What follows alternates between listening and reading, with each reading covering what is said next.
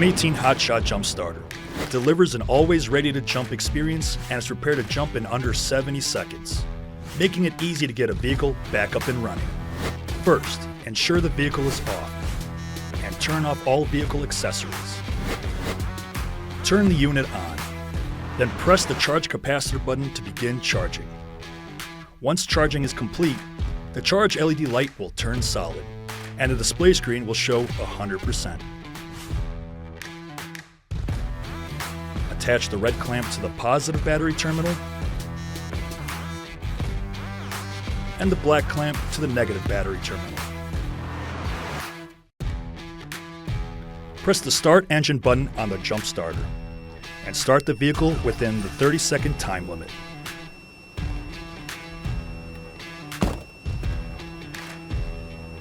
Power off the unit and disconnect the clamps from the vehicle battery.